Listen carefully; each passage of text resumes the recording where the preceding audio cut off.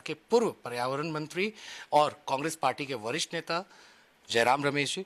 Jairam sir, सो मोटो supreme court ने इस फैसले को लिया अरावली मामले को लेकर, और अपनी ही जो ऑर्डर थी 20 तारीख को उस पर उन्होंने रोक लगाई। कैसे नहीं, देखते हैं मैं सर? इसका पूरा स्वागत करता हूँ। और ये सुमोटो उन्होंने कहा कि हम इसकी समीक्षा करेंगे, इसका रिव्यू करेंगे। पर सुमोटो के पीछे क्या था? सुमोटो के पीछे एक चिंता थी ना, मीडिया में, नागरिक संस्थाओं में कई लोगों ने, विशेषज्ञों ने बात उठाया और ये जानकारी पब्लिक में आई कि फॉरेस्ट सर्वे ऑफ इंडिया ने इस नई परिभाषा का विरोध किया है। सेंट्रल एम्पावर्ड कमेटी, एक संस्था जो बनी थी 2002 में, सुप्रीम कोर्ट की एक कमेटी है, उसने इसका विरोध किया है।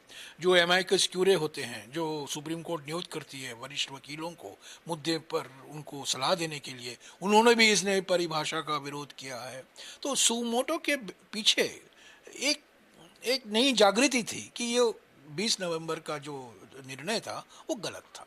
जो नई परिभाषा और जो सरकार ने अपनाया, जब सरकार ने कोई प्रयास नहीं की उस रिव्यू कराने की। 20 नवंबर को ये जानकारी मिल गई थी कि 100 मीटर के ऊंचाई जो पहाड़ है वही अरावली पर्वतमाला के हिस्सा माना जाएगा और कोई अरावली रेंज का नहीं हिस्सा होगा। यानी कि 20 मीटर, 30 मीटर, 40 मीटर के जो जो टोली होती है या हिलक होते हैं, छोटे छोटे पहाड़ होते हैं, वो अरावली हिल नहीं माने जाएंगे। इसका नतीजा क्या है? खनन। इसका नतीजा ये है कि खनिज जो जो माइंस हैं वो खोले जाएंगे, रियल एस्टेट डेवलपमेंट होगा और सारी चीज़ें आएंगी। तो पर्यावरण पर इसका क्या नुकसान होगा, इस पर काफ़ी चिंता जताई गई 20 नवंबर के बाद। तो मैं सलाम करता हूँ चीफ जस्टिस साहब को कि उन्होंने उचित समझा कि इसको रिव्यू की ज़रूरत है। हालांकि सरकार की ओर से कोई दबाव नहीं था, क्योंकि सरकार ने तो इसको नई परिभाषा को अपना लिया था और उसके आधार पर उन्होंने गुजरात, राजस्थान, हरियाणा और दिल्ली सरकारों को इंस्ट्रक्शन भी दी थी कि ये नई परिभाषा है, इसके आधार पर नीति बनाओ, इसके आधार पर निर्णय लो। तो मैं समझता हूँ एक सकारात्मक कदम है। और एक समिति का गठन होगा, वो समिति विशेषज्ञों का होगा। वो बातचीत करेंगे, लोगों से बातचीत करेंगे, लोगों की राय लें, अलग अलग लोगों की राय लेंगे, राज्यों की राय लेंगे और पर्यावरण की दृष्टि से जो देखना है वो देखेंगे। तो कुछ समय लगेगा, पर अब के लिए वो रोक लगाया गया है इस नई परिभाषा को लेकर। वो एक, मैं समझता हूँ, एक सकारात्मक कदम है। और हम पर आलोचना की गई, हम पर आक्रमण किया गया था, हम पर यह आरोप लगाया गया था, भूपेंद्र यादव जी पर्यावरण मंत्री हैं, अशोक गहलोत पर और मुझ पर कहा गया था कि हम अरावलीज को लेकर राजनीति कर रहे हैं। आज सुप्रीम कोर्ट में कौन राजनीति कर रहा था? सुप्रीम कोर्ट में तो पर्दाफाश हो गया ना, आज दूध का दूध पानी का पानी साबित हो गया। तो ये राजनीति नहीं था, ये लोगों के में जो गुस्सा थी, चिंता थी, लोग जो चिंतित थे कि इस नई परिभाषा से पर्यावरण पर बहुत नकारात्मक असर होगा और जो प्रदूषण है, जलवायु परिवर्तन है, इसको मद्देनज़र रखते हुए ये नई परिभाषा वो संतुलन जो बनाए रखना है, वो संतुलन को बिगाड़ देगी।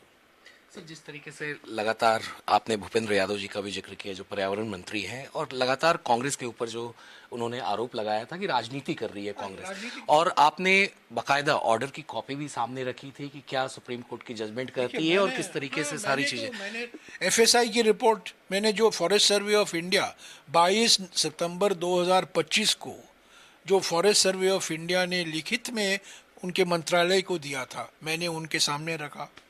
जो central empowered committee supreme court की 7 नवंबर 2025 को जो उन्होंने कहा था कि 134 ऐसे माइनिंग लीज हैं जो अरावलीज के अंदर हैं और इनको अनुमति नहीं देनी चाहिए, उसको भी मैंने मंत्री जी के सामने रखा था।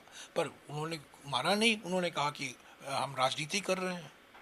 तो हम राजनीति नहीं कर रहे हैं। जो मैंने तो सब तथ्यों के आधार पर लिखा था ना, जो लिखित, मैंने किसी जुबानी बात नहीं कही, जो लिखित है एफएसआई का रिपोर्ट, जो रिपोर्ट नहीं, एफएसआई का जो असेसमेंट है उसको मैंने पेश किया, सेंट्रल एम्पावर्ड कमेटी का पेश किया, एमाइकस क्यूरे ने जो कहा था वो पेश किया, पर सब नकारे और कहे कि हम राजनीति कर रहे हैं। ये वही भूपेंद्र यादव हैं ये अलवर से चुनकर आए हैं। अलवर में सरिस्का टाइगर रिजर्व है, वहाँ क्रिटिकल टाइगर हैबिटेट की जो सीमा है उसको बदलने में लगे हुए हैं ताकि जो माइन बंद पड़े हुए हैं वो खोले जाएं।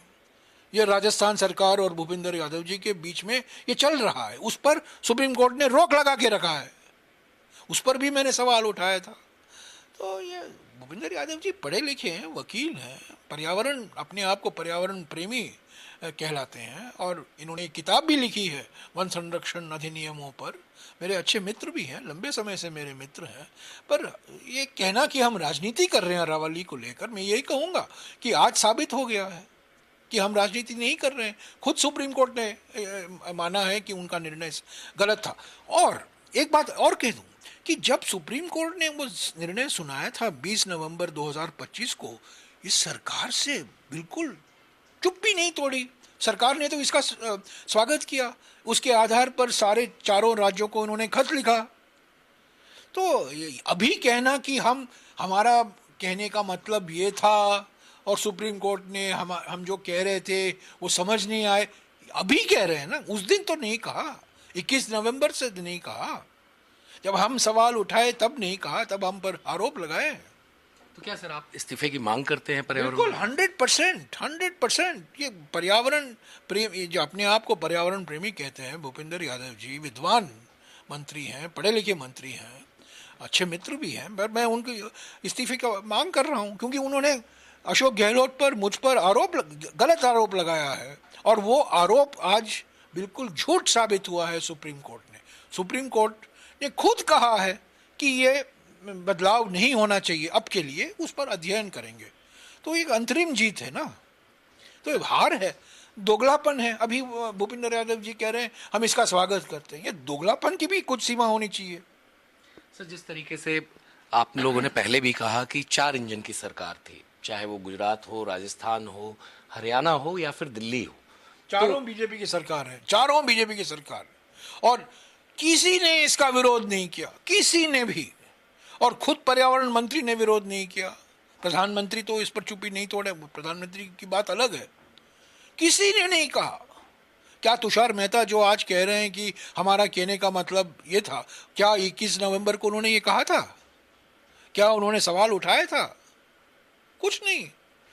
तो ये सब जनता की आक्रोश, जो जनता आक्रोश है, जो जनता चिंतित है, खास तौर से राजस्थान में प्रोटेस्ट हुए हैं, रैलियां हुई हैं और नई नई जानकारी रोज आज ही के अखबार में निकला है कि राजस्थान सरकार और केंद्र सरकार दोनों लगी हुई है। ये जो छोटे छोटे पहाड़ी के इलाके हैं ना, जो 100 मीटर के परिभाषा 100 मीटर के नीचे हैं, जो नई परिभाषा में खोले जाएंगे रियल एस्टेट के लिए दिल्ली के आसपास, और जो राजस्थान में है क्षेत्र, वो खोले जाए रियल एस्टेट के लिए, आज ही के अखबार में छपा है। तो ये बिल्कुल नई परिभाषा, ये सरकार इसके पक्ष में थी, मोदी सरकार इसके पक्ष में थी, अरावली को बेचने वाली थी, बचाने वाली नहीं थी, बेचने वाली थी बस। सर तो कांग्रेस का फिर अगला कदम क्या होगा, क्योंकि अभी सुप्रीम कोर्ट ने एक्सपर्ट उठाते रहेंगे, विशेषज्ञों इस पर अध्ययन करेंगे, समीक्षा करेंगे, विश्लेषण होगा, हम मुद्दे उठाते रहेंगे, जो मुद्दे हैं जनता के मुद्दे हम उठा तो देखिए, हम सन्यासी संगठन तो है नहीं, हम एनजीओ नहीं है, हम एक राजनीतिक पार्टी हैं। तो जो राजनीतिक पार्टी होने के नाते हमारा क्या दायित्व बनता, हमारा क्या, हमारी जिम्मेदारी क्या है? अब हम तो विपक्ष में हैं, केंद्र में जो मुद्दा अरावली को लेकर एक मुद्दा है, मनरेगा को हटाया गया है, इसीलिए शीघ्र ही अगले कुछ दिनों में हम मनरेगा बचाओ अभियान की शुरुआत करेंगे देश भर में। कई ऐसे मुद्दे आते हैं जो हम उठाते रहते हैं। तो ये कहना कि हम राजनीति कर रहे हैं, हमें राजनीति ही करना है ना, पर हमारी राजनीति जनता की राजनीति है, रचनात्मक राजनीति है, तथ्यों की राजनीति है, प्रोपेगेंडा की राजनीति नहीं है, स्लोगन बाजी करने की राजनीति नहीं है, ड्रामाबाजी की राजनीति नहीं है। जो तथ्य है, जो सच्चाई है, जो दस्तावेजें हैं, उसके आधार पर उस राजनीति हम करते हैं, और अरावली एक उसका एक मिसाल है। बहुत बहुत शुक्रिया सर बात करने के लिए। तो ये थे कांग्रेस के वरिष्ठ नेता और भारत सरकार के पूर्व पर्यावरण मंत्री जयराम रमेश, जिन्होंने साफ तौर पे कहा कि आखिर किस तरीके से कांग्रेस पार्टी